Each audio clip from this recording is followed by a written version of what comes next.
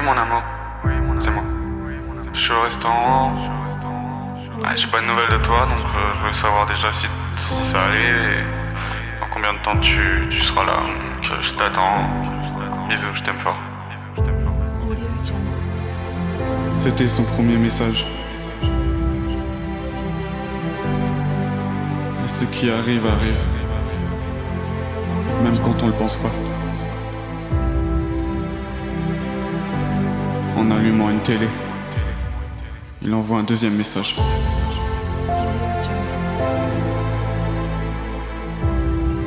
C'est moi. Je sais que tu liras jamais mon premier message. Le deuxième non plus. Je suis toujours au resto. Je t'attends et je t'attendrai toujours.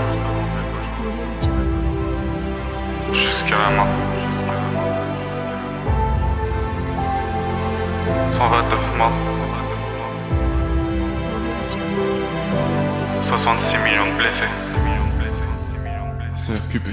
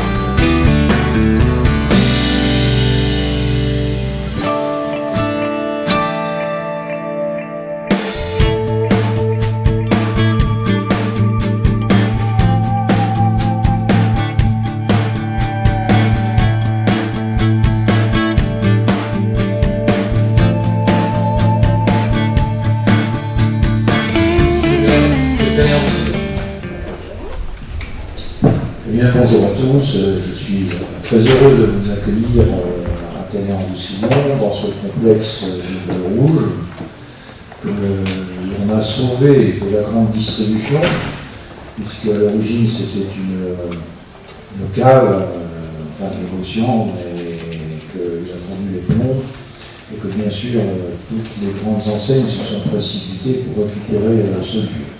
On a exercé notre fonction, on a fait donc un lieu d'accueil en essayant de tirer parti le mieux possible, sinon le moins mal possible, de l'architecture. Voilà.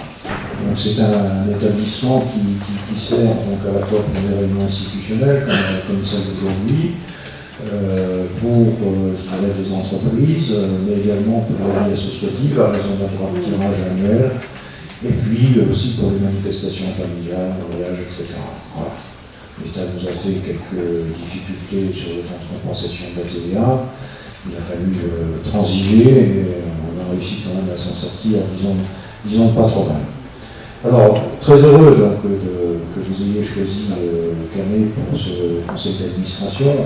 Bon, bien sûr, nous sommes très attachés à l'Union des villes portuaires et je dirais à l'action qu'elle mène au travers de son président, notamment Serge Palmerès, pour, je dirais, la défense de port de plaisance, qui se montre, il faut bien le dire, assez exposé, je dirais, aux politiques publiques nationales, puisqu'on a réussi à faire croire que finalement les plaisanciers étaient des gens riches, ça s'est retrouvé dans des dispositions fiscales. Et donc, c'est pas toujours facile que de résister, de trouver un juste milieu. Donc, en soi, je vous souhaite de bons travaux et pour ma part, j'y participerai le plus longtemps possible, Monsieur le Président. Merci. Merci, Monsieur le maire. Alors, mesdames et messieurs, chers adhérents, chers amis, Je tiens tout d'abord à vous remercier pour votre présence, c'était toujours très nombreuse, et votre mobilisation hier comme aujourd'hui et comme demain, j'en suis assuré, témoigne de l'intérêt que vous portez à nos travaux, à notre activité de notre association et surtout à la représentativité qu'elle doit avoir sur le littoral, Languedoc-Roussillon et dans les prochaines semaines, prochains mois, sur le littoral Languedoc-Roussillon qui deviendra le littoral de la future grande région. Je tiens également à remercier très chaleureusement M. Bernard Dupont, maire de Canet-Roussillon, M. Jean-Marie Porte, conseiller municipal délégué au port, vice-président de la société publique locale SIA, gestionnaire du port de Plaisance, ainsi que M. José Pérez et Daniel Chemla. Cet accueil démontre, M. le maire, l'attachement tout particulier de Canet-Roussillon pour le développement de projets portuaires inscrits dans une vision de croissance économique et touristique. La ville l'a démontré, le démontre tous les jours en coopérant au Nautipole méditerranéen, en accueillant le lycée Rosa Luxembourg. Ça fait partie aussi de notre démarche de formation. Puis à présent, en s'inscrivant dans la démarche de mise en œuvre d'un guide numérique Odyssea. Ce conseil d'administration, très lourd, je sais, dont il faudra être bref dans nos interventions, dans vos interventions, dans nos échanges, permettra d'aborder tous les sujets et de traiter l'importance du poids économique de notre secteur d'activité. Nous sommes avec Marc Planas, qui est à la fois pêcheur, mais à la fois aussi dans une commission des parcs marins pour la protection de l'environnement. Alors Marc, quelle est votre action? Au départ, mon action, c'était la protection du milieu marin. Donc c'était un peu paradoxal, puisque aussi je suis président du comité régional de pêche, et on me demandait de protéger. Souvent, protection, c'est interdiction. Et donc au départ, je ne voulais pas prendre ce poste, après je l'ai pris, et puis je me suis pris au jeu, et j'ai vu que il y avait un côté très intéressant, et surtout pour ne pas interdire justement, et pour protéger différemment que ce que préconise par exemple la Commission européenne. Et c'est mon travail et mon but, c'est d'organiser plutôt que d'interdire et de gérer différemment que ce qui est prévu. Alors quelles actions vous avez faites récemment? Les actions, on est en train de mettre par exemple un programme de gestion intégrée que je vous ai parlé tout à l'heure. Dans ce programme, il met en connexion toutes les gestions, ce qui ne s'est pas fait jusqu'à aujourd'hui, puisque souvent c'est des actions individuelles et bien ciblées. Et nous, on voudrait mettre un programme qui met en connexion toutes ces gestions, pêche et intégration de toutes les actions dans un parc marin. Pourquoi dans un parc marin? Parce qu'on veut en faire un modèle. Et si ce modèle est réussi dans les 2 ou 3 ans qui arrivent, on pourrait le projeter ailleurs et surtout dans la Méditerranée plus tard. Donc une action très importante et en réseau, vous travaillez en réseau. Oui, une action qui n'est pas individuelle, une action en réseau. Et en solidarité. Oui, avec la région, avec tous les partenaires, que ce soit même, comme je l'ai dit, avec des personnes du tourisme qui n'ont rien d'effort à faire et qui pourtant peuvent apporter une pièce qui met une complémentarité avec l'existant. Et est-ce que tous les pêcheurs jouent du jeu? Mais il y en a que ça ne leur plaît pas trop. Moi, je trouve que... Donc votre rôle, c'est d'arriver à les faire adhérer? Tout à fait, à la faire adhérer et de dire, pour avoir une réussite, pour avoir un retour à la pêche, il faut que ce soit collectif. Et collectif, et on le voit au Japon, chaque fois que des programmes ont été collectifs et à un niveau très élevé, c'est une réussite. Chaque fois qu'il y a des actions individuelles, elles ont beaucoup moins de réussite. Je veux dire, pour être gentil, pour ne pas dire que souvent on peut les mettre au placard. Est-ce que vous avez des résultats déjà? Non, on n'a pas de résultats, on a travaillé sur un positionnement. Oui, souvent on me dit mais c'est pas un projet de pêche, si, parce que l'objectif final c'est la ressource et l'augmentation de la ressource. Quand on dit augmentation de la biodiversité, automatiquement on a l'augmentation de la ressource. Et la ressource, 90% c'est les pêcheurs qui travaillent dessus. Donc c'est aussi un projet pour des pêcheurs. Alors, qu'est-ce que vous pourriez leur dire aux pêcheurs? Aux pêcheurs, ce qu'il faut, c'est travailler surtout pas sur des projets qui pourraient, je vais dire, rapporter directement aux pêcheurs, mais travailler sur des projets qui vont influencer sur la ressource. C'est ce qui est intéressant et c'est là... Et de toute façon, ils en retrouveront le résultat dans quelques années. C'est pour eux aussi. Même très rapidement, parce que l'objectif, c'est ressources. Et c'est là qu'on retrouve à un moment donné le pêcheur, puisqu'il travaille sur la ressource. Très bien, Voilà. merci. Très bien. Plus de temps pour travailler quand votre compagnon vous quitte pour quelqu'un de plus jeune. Pouvoir choisir entre votre carrière et votre maternité. En fait, nous, au départ, c'est un texte, Les avantages différents d'être textes une femme de féministes à artiste. travers les siècles qui se sont battus Travailler justement pour une sans certaine la reconnaissance des pression du femmes succès. et donc plus de tolérance dans la société et d'égalité. Et donc les organisateurs nous ont appelés, nous ont dit que ça correspondait à leur thème et que on pouvait se rencontrer à ce niveau-là sur les combats pour un peu plus d'égalité et de tolérance dans notre société pour qu'on puisse coexister, en tout cas vivre ensemble dans quelque chose de plus détendu et de plus à même d'être bien vécu. D'accord, avec ta troupe de théâtre, ça s'appelle comment alors? Nous on est la compagnie éphémère, mais ce spectacle c'est Fury, en fait on a fait qu'un projet avec ces gens-là et donc c'est autour de Fury. D'accord, et tu es basé sur Montpellier? Moi je suis basé sur 7 en ce moment. D'accord. Mais toutes les comédies, 3 comédies sont basées sur Montpellier et une à Toulouse. D'accord, ok. On va regarder tout ça. D'accord. Ne pas parler trop fort. Ne pas s'exprimer sur un ton catégorique. Ne pas s'asseoir en écartant les jambes pour être bien assise. Ne pas s'exprimer sur un ton autoritaire. Ne pas vouloir prendre le pouvoir.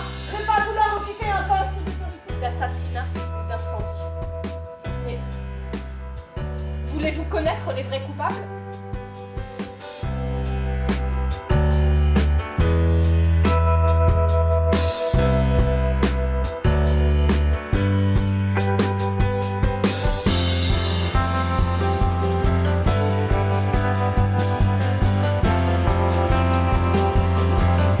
Bonsoir à tous. Enfin, je suis peut-être pas en avance. Bonjour à tous.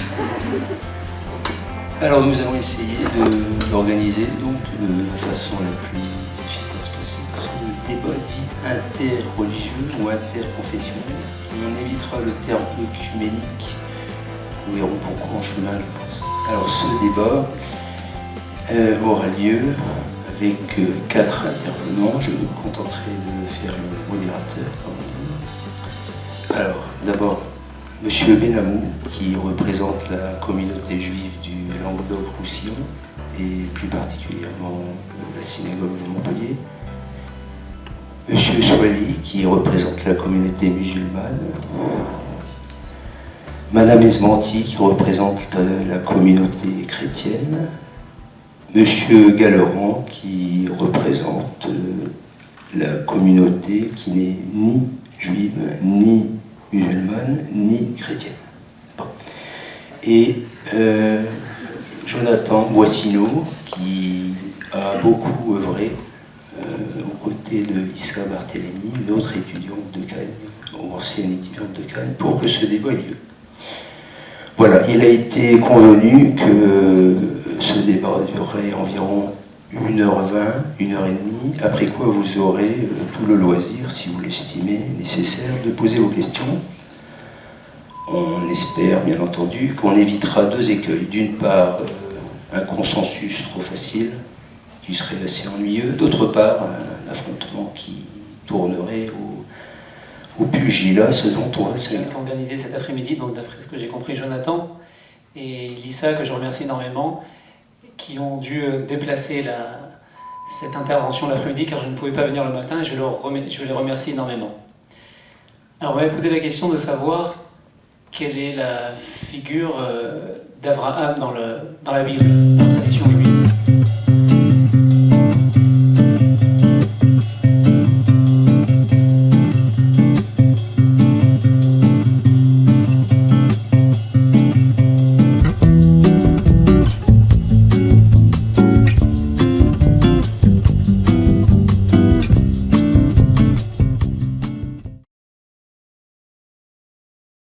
Prénom. Sergio. Serge.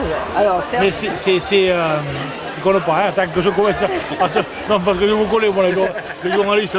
Alors Sergio, là, qu'est-ce que tu viens présenter au Salon du Vin? Eh bien, moi, je présente de la charcuterie. Ah, mais allez, film, hein. Ah, ça, putain, il est con. Tu comprends, hein. Eh oui, bien sûr. On présente de la charcuterie d'Aragon, essentiellement. Ma femme est originaire de là-bas, moi je suis un peu plus bas, sur la province de Castellón de la Plana, et on fait essentiellement que des produits espagnols. À part une chose qui est française, c'est le papier, la balance et le trancheur. Après le reste, tout est espagnol. Même le fromage? Tout le fromage, même le fromage de brebis. D'accord. Un petit détour pour la caméra pour le fromage de brebis, qui vient de Mesquita de Jarque, c'est à 20 km de Teruel. C'est du fromage de brebis au lait cru. Après, on fait du jambon de taureau, du jambon de cerf. Et une exclusivité sur la grande mode cette année, Lisa, passe-moi le jambon là-bas. De la pâte de chèvre séchée. Ah, qu'est-ce que c'est ça? Sous forme de jambon? Ouais, c'est du jambon, mais c'est de la chèvre séchée. Ah ouais. Voilà, la pâte de chèvre. Bon, elle est morte, hein. On ne parle plus là. Il rigole. Alors le goût, c'est une particularité, c'est que quand on mange ça, on croirait qu'on mange un fromage. Ah bon? Un pélardon. Et comme je ne vais pas m'embêter à les découper parce qu'il n'y a pas beaucoup de viande, je la vends à l'unité. Mais c'est très goûteux. Les gens, moi, c'est juste séché, c'est tout? Ouais. Sel et viande. Ah ouais, comme un jambon et ça donne le goût du fromage. Ouais. Ah ouais. C'est extraordinaire. Hein. Ah ouais. Et le goût du fromage de chèvre? Oui. Ah ouais? On dirait qu'on mange un pélardon. D'accord. Ah ouais, c'est sérieux. Et après, on a ça aussi là-bas. C'est une exclusivité à vous, ça? Oui. On fait aussi de la pâte de mouton. Et la pâte de mouton, c'est fort. Et ça, là, les petites saucisses qu'il y a là-bas, elles sont. Ça, c'est pareil, c'est une exclusivité aussi. On met de l'eau de vie aux herbes dedans. Donc on est sous quand on mange ça? On n'est pas sous, on est dessus toujours. Hein. Mais ça peut se manger. C'est sérieux, je raconte pas la connerie. Hein.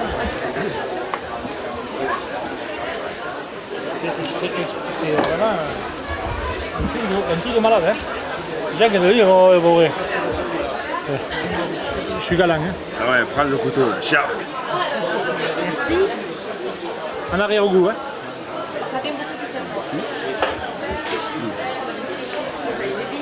Pour la caméra ou pour le caméraman? Caméraman. Ah ouais, c'est bon. Si, bien sûr. Ah oui. Si, c'est bon. Bon. Ouais. Ça, c'est un truc. On ne trouve pas beaucoup. Hein. Bon. Du village. Hein. Pourquoi vous venez au Salon du Vin à la Grande Motte? Pour vous voir et pour dire des bêtises. Non, je viens parce que c'est la troisième fois que je viens. J'avais vu ça sur internet il y a 2 ans et bon, Mathias, le courant est bien passé. Et voilà, on est là. L'année prochaine, on reviendra encore cet été. Ouais. Et je pense. Vas-y, occupe-le. Il y a de plus en plus de monde. Mais il faut. Ouais, ça se voit. Amande amère, donc ceux-là et ceux-là, amande goût. Donc normalement, il n'y a jamais de bouteille. Jamais. C'est très bon. Et après, moi, là, c'est la purée de fruits que j'intègre dans la pâte avant la cuisson, en fait. Et on peut les conserver 1 mois et demi au frais. Alors Mathias, bonjour, on se retrouve au Salon du Vin, la version automnale. Exact. C'est ça, alors qu'est-ce qu'on fait dans cette 2 chevaux là? Alors, belle petite 2 chevaux de notre partenaire, Trouve ton vigneron. C'est un site internet qui propose des box super, ils ont un super concept. On peut découvrir tous les mois avec un abonnement. Vous recevez chez vous 3 vignerons avec leur histoire, vous goûtez leur vin. Et ça, c'est nos partenaires. Et voilà, ils ont la belle petite 2 chevaux, ils font le Tour de France avec, ils ont fait des rallyes, enfin bref. Voilà. Alors, qu'est-ce qu'il y a de nouveau là au salon d'automne? Alors là, on part déjà donc plus sur les vins rouges, vins rouges et champagne pour l'automne. Les nouveautés, surtout les terrasses du Larzac, parce qu'on en entend de plus en plus parler. Donc on a 2 terrasses du Larzac, on est Pic Saint-Loup, on a tous les domaines du Languedoc-Roussillon et toutes les appellations. En nouveauté, on a également le Châteauneuf-du-Pape cette année qui est venu en force. On a des Madirans et de l'Iroulégui, des appellations vers le Béarn et vers la côte basque. D'accord, donc pas que des vins de la région. Exactement, ça s'ouvre beaucoup sur l'Hexagone. On part Mais déjà, vraiment... il y avait des étrangers en mai. Oui, tout à fait. En mai, il y avait une Bulgare. Voilà. Tout à fait, une Bulgare, oui, tout à fait. Et là, voilà, on ouvre maintenant sur l'Hexagone et on ouvre même à l'international. Là, je discutais avec quelqu'un qui fait du vin au Québec. Pourquoi pas, plus on est de fous, plus on rit. Le domaine du vin, c'est une passion. Donc, un passionné de plus, ce sera parfait. Donc encore aujourd'hui l'ouverture. Oui. Il y a encore demain. C'est ça. Et il y a déjà beaucoup de monde qui est passé. Oui, c'est très agréable. C'est la deuxième édition d'automne, donc maintenant ça devient un peu un rendez-vous. Les gens commencent à connaître cette date, le 7 et 8 novembre, donc c'est parfait. Ça rentre le matin, c'est très bien. Belle clientèle de passionnés qui viennent goûter, acheter ce qu'ils aiment et découvrir surtout. C'est surtout ça la force des salons du vin, c'est qu'on peut découvrir des vins. Très bien, écoute, merci. On va continuer à goûter. Allez. Alors, prochain événement pour... Conque Organisation. Conque Organisation. Alors, prochain événement pour Conque Organisation. Alors, le prochain événement, c'est le Salon des plages. Dans 3 mois, moins de 90 jours. Salon des plages et de la restauration, dans le même concept que l'année dernière. Ce sera la 7e édition. 150, presque 160 exposants. On a agrandi encore cette année, tout en respectant ce côté convivial et très familial de salon. Donc voilà, on est complet à ce jour, à 3 mois de l'événement, c'est fantastique. La grande majorité des exposants reviennent. Donc voilà, salon des plages, du bar, de la restauration. Ça a eu un grand succès l'année dernière. Vraiment. Hein. L'année dernière, on est monté, voilà, c'est passé vraiment un vrai salon professionnel. La 6e édition. Même des Martiniquais. Ouais. Je sais pas si tu te Saint-Pierre-et-Miquelon, Martinique. Non, c'est. Qui était venu en félicitant. Tout à fait. C'est un super salon, c'est un très bel événement et puis cette originalité de mettre 4000 m² de chapiteaux, du sable blanc et que tout le monde expose dans le sable. En plus cette année c'est Brésil qui est mis à l'honneur, donc avec les danseuses du Brésil. Donc ça va être vraiment la plage, la chaleur avant l'été. On va préparer les maillots. Allez, parfait, je vous attends. Merci.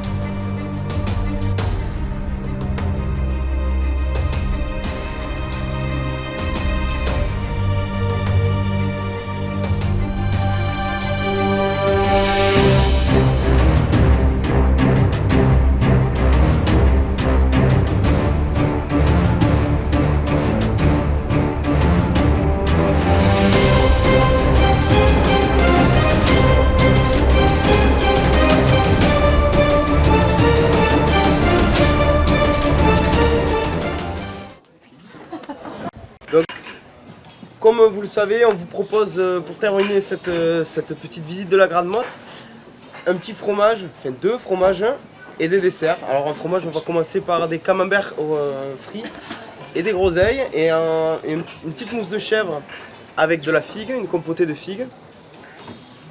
2 vins rouges pour vous, un léger et fruité qui sera vraiment sur du fruit rouge. C'est la poignée de raisin, c'est un Côte du Rhône.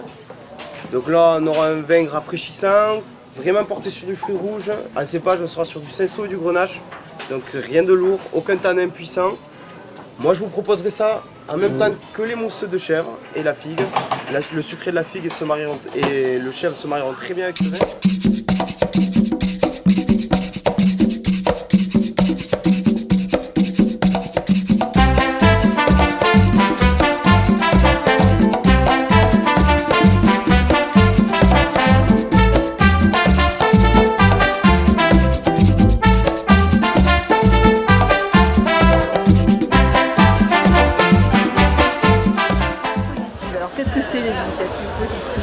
On a décidé déjà de produire une information différente. Je pense que c'est exactement le même objectif que le vôtre. C'est vrai qu'on a une information qu'on reçoit quotidiennement qui a tendance plutôt à nous paralyser et à nous dire que le monde à l'extérieur est atroce. Donc l'idée c'était de donner une information différente et aussi de valoriser des gens qui bougeaient. Donc on filme tout type d'initiatives, surtout des initiatives individuelles de gens qui ont décidé de faire autre chose que penser à leur cocon en fait.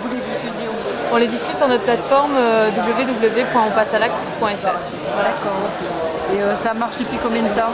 Alors l'association existe depuis 10 ans, le site internet depuis 6 ans. On a 700 initiatives relevées, dont 300 qui sont produites par nous-mêmes, des vidéos que nous avons réalisées sur des porteurs de projets que nous avons rencontrés. Et après, qu'est-ce que vous faites? Vous faites des choix, vous faites, vous nommez, je sais pas, vous faites des jurys Des jurys par rapport aux initiatives qu'on vous donne Alors, nous, dans un premier temps, on a surtout été à la rencontre de porteurs de projets. C'est uniquement pour les mettre en valeur. C'est uniquement pour les mettre en valeur.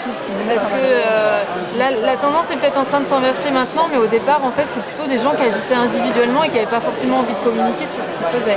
De plus en plus, effectivement, on nous appelle parce que c'est vraiment une plateforme de valorisation.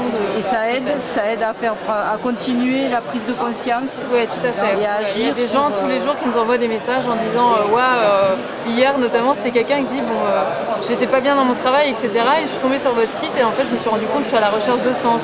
Voilà, simplement, donc des petits déclics comme ça. Très bien. Donc positivement ensemble. C'est ça.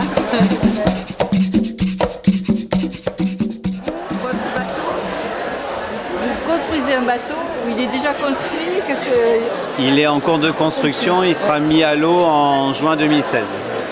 Et il va explorer la mer. C'est un bateau qui va amener des équipes de recherche pour travailler sur toutes les problématiques environnementales et pollution en mer Méditerranée. D'accord, et il a des équipements spéciaux? On est spécialisé dans les nuisances sonores sous-marines, donc on travaille principalement sur les prélèvements de tous les bruits anthropiques et naturels, biologiques qu'il peut y avoir en Méditerranée. Donc votre bateau il est expérimental, mais j'ai l'impression quand même que ça fait un moment que vous travaillez là-dessus. Vous en aviez un autre avant? Oui, on en a d'autres aussi en cours actuellement. Celui-ci est un bateau expérimental qui va travailler en adéquation avec soit des centres de recherche, soit des associations environnementales. L'intérêt, c'est qu'on est à la voile, on a quand même un bâtiment qui est moins performant que toute la flotte de l'Ifremer, etc. Mais bien sûr, on propose des coûts qui sont moindres. Et il est écologique. Oui, c'est un bateau écologique puisqu'il a des moteurs électriques, il a des systèmes de récupération d'eau de pluie, des boîtes à eau noire, etc. Qu'est-ce que c'est? Terre Marine, c'est une société coopérative d'intérêt collectif. C'est une forme émergente aujourd'hui d'entreprise qui se situe un petit peu comme une association. On est à but totalement non lucratif, à gestion désintéressée. 100% des dividendes sont reversés dans l'entreprise. On est en plus une entreprise aujourd'hui qui est agréée solidaire, donc on a des vraies valeurs fortes. L'idée, c'est de dire qu'on est un peu contre l'enrichissement personnel à outrance. On n'est pas contre, bien sûr, travailler, prendre des salaires, mais on est contre aujourd'hui. Je pense qu'il faut une meilleure répartition des richesses à travers le monde. Ouais, et puis donc vous agissez essentiellement sur la protection de l'environnement. On travaille sur tous les problèmes de pollution en Méditerranée. On travaille sur la perte de biodiversité également. On travaille sur la sauvegarde des populations de dauphins, de baleines. Sur tout type de missions qui nous sont allouées. Et vous êtes localisé où? On est au Cap d'Agde. Vous êtes dans la région? Oui, on est dans la région. Votre action ne porte que sur la région ou vous allez... On travaille beaucoup dans le golfe du Lion, mais sur toute la Méditerranée occidentale.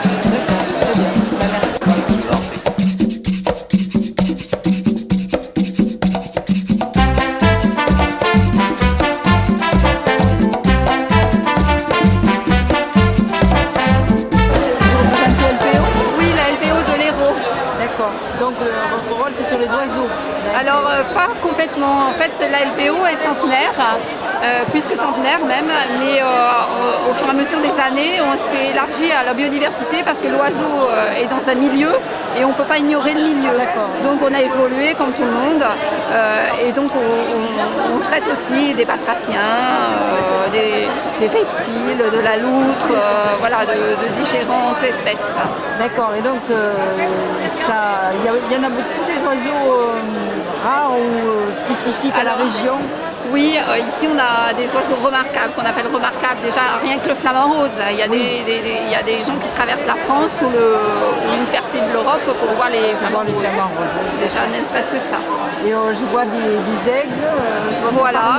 D'aigles, donc, on a des rapaces, on a l'aigle de Bonelli qui est un aigle très particulier. Il n'est pas en voie de disparition. Alors il est très... Oui, il est sa population n'est pas en très bon état. Il faut le protéger. Voilà. Donc c'est votre rôle aussi? Voilà, on a des actions de protection, d'éducation, de sensibilisation, voilà, toutes sortes d'actions, toute la nature, on a un centre de soins aussi. Voilà, c'est ce que j'allais vous demander. Par exemple, il n'y a pas très longtemps, on a eu un aigle de Bonelli qui a été ramassé avec du plomb. Voilà, de ce genre de choses. Donc on a un centre de soins qui est à Villeveyrac, route de Loupian. Et donc on accueille des animaux blessés, donc les oiseaux, mais aussi les petits mammifères. On a parfois des tortues. Voilà. Donc vous les soignez, vous les remettez en liberté? Tout à fait. On évite tout contact, que le strict nécessaire de contact avec l'homme. Il faut qu'il ne soit pas imprégné de l'homme, parce que le but c'est justement de le relâcher dans la nature et qu'il puisse vivre à l'état sauvage. Hein. C'est l'oiseau libre, l'animal libre. Hein, voilà. Donc c'est toujours pour les relâcher. Très bien. Voilà. Vous travaillez là, on vient de voir les chasseurs là-bas. Vous travaillez un peu en relation avec les chasseurs? On travaille avec les chasseurs. Alors bon, c'est pas toujours évident, mais on arrive à avoir des petits terrains d'entente. Oui, d'accord, ça permet de faire avancer quand même les choses. Voilà, il faut qu'on puisse travailler ensemble si on veut arriver à faire quelque chose de bien, quoi. Il ne faut pas qu'on soit non plus sectaire. Voilà. Même si on n'a pas tout à fait les mêmes idées, il y a des moments où on arrive à se rejoindre sur une gestion d'un milieu, par exemple. Ouais, et puis pour faire avancer l'environnement. Voilà. C'est pas en restant braqué de chaque côté qu'on peut arriver. Voilà. Le dialogue et la communication, c'est la base de la réussite. Très bien, merci. De rien.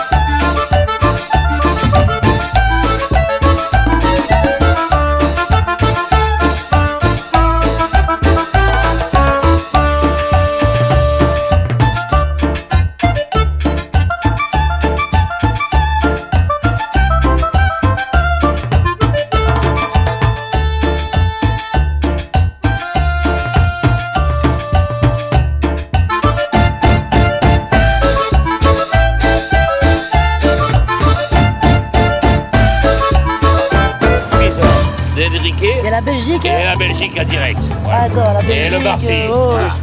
Et on est le vrai Comarguais. Et là, c'est le top. On s'est régalé. Ça a été vraiment super. Et tu sais quoi? C'est encore une belle journée. Et des journées comme ça, on ne les oubliera jamais. C'est merveilleux. Parce que vous savez quoi? Même Parisiens, Suisses, Belgiques, toute l'Europe, c'est merveilleux. Bon, on descend ici. Vous êtes un homme heureux. Heureux? Moi, tu me dis ça, je suis heureux, moi.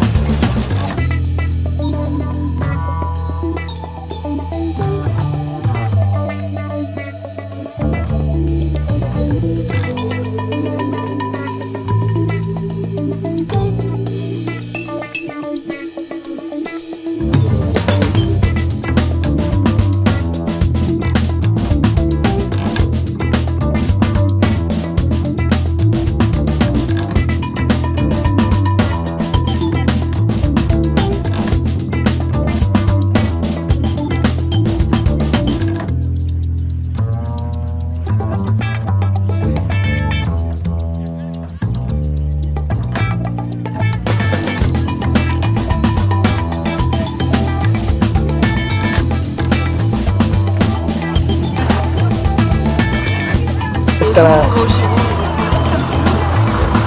sais pas.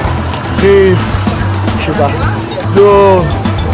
Il va avec qui sait qui va la porter quoi. Voilà.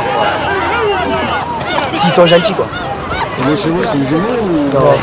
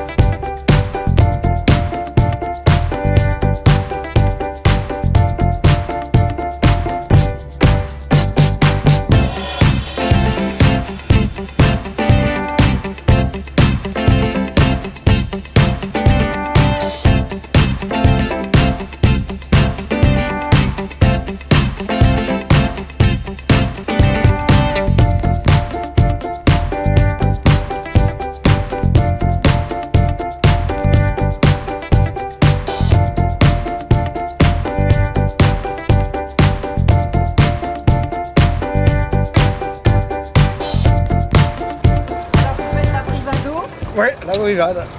C'était beau. Ah, c'est magnifique. C'est magnifique, avec un temps comme ça, c'est rare. Et salut les amis. Là, vous êtes dans les bouchons? Ah oui, oui. Et là, il n'a pas voulu passer, là, non. Dans le sable, il s'enfonçait. Alors, j'ai fait 2 fois le chemin. Là-dessus, ça allait, mais dans le sable, il fatiguait trop. Alors, du coup, j'ai fait le trajet sur le chemin. Voilà, je fais la queue et... Très bien.